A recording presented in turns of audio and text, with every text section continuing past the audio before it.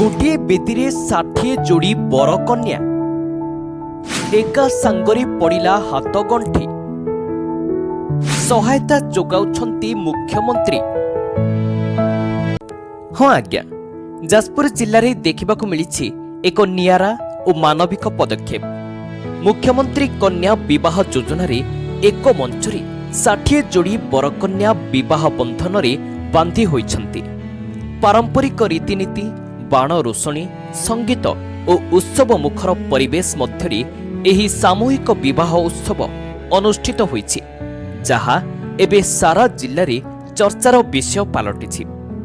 सठीपुर अवस्थित लिंगेश्वर मंदिर परिसर रे एही बाहाघरर आयोजन करा जायतिला। सकाळु आरंभ होइथिबा एही उत्सव रे बर कन्या माने पारंपरिक वेशभूषारे सजई होइथिबा बेले बाण रोषणी और ढोल निशानी सह बरजात्रार अद्भुत दृश्य देखिबाकू मिलिथिला।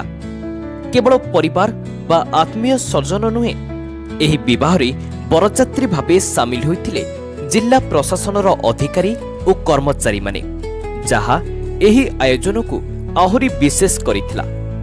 लिंगेश्वर महादेव और मां बिरजांक पवित्र आशीर्वाद मध्यरे पुरोहित मानक मंत्र उच्चारण सह समस्त विवाह कार्य संपन्न होइथिला। आमर लिंगेश्वर बाबा मंदिर प्रांगण में गण विवाह आयोजन कर मुख्यमंत्री कन्या विवाह योजना माध्यम एठी सर्वमोट आज आमर 60 जन बर कन्या विवाह आयोजन कर विभिन्न आम जाजपुर जिलार विभिन्न ब्लॉक मानक आमर बर कन्या मैंने जो मैंने योग्य विवेचित होते से आज आम ये गण विवाह आयोजन करूँ। से अनुसार जिला प्रशासन तरफ समस्त प्रकार आयोजन कर मंदिर प्रशासन तरफ समस्त प्रकार सहयोग कर हिसाब से आज आमर ये विवाह कार्यक्रम चालू रही।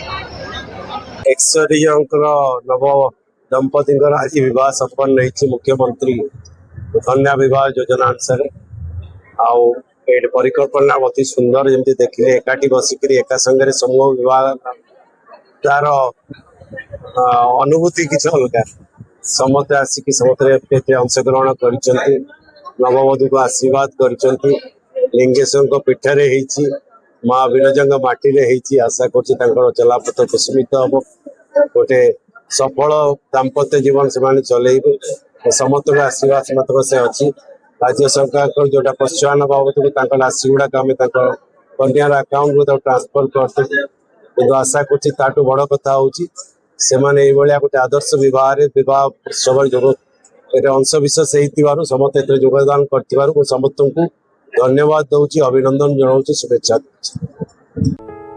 प्रत्येक जोड़ी को सरकार पक्षरु आवश्यक सामग्री और सहायता जोगाई दिया जायतिला, जहा आर्थिक दृष्टि दुर्बल परिवार मानक पई बड़ सहारा होइछि। एही योजना द्वारा गरीब परिवार मानक सम्मानजनक भावे विवाह कराइबार सुजोग मिलुछि एवं समाज रे एक सकारात्मक संदेश जाउछि। सामूहिक विवाह योजना केवल विवाह को सहज करू नहीं, यह समाज रे यौतुक प्रथा को रोकिबा सह सरल विवाह प्रथा को मध्य प्रोत्साहित करुछि। एपरि पदक्षेप द्वारा सरकार गरीब और मध्यम वर्ग परिवार पाखरे एक आशार प्रदीप जलाइछंती।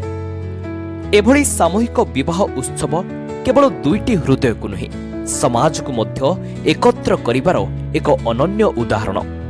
एही कार्यक्रम रे जिल्लापाल अंबर कुमार कर जोग देथिबा बेले सम्माननीय अतिथि भावे अतिरिक्त जिल्लापाल युधिष्ठिर नायक, उपजिल्लापाल तापस देहुरी, मुख्य उन्नयन अधिकारी देवी प्रसाद महांती, समाज कल्याण अधिकारी पार्वती साहू, उपखंड आरक्षी अधीक्षक शरद पात्र सह अन्यान्य अधिकारी माने जोगदे नव दंपति को आशीर्वाद करथिले।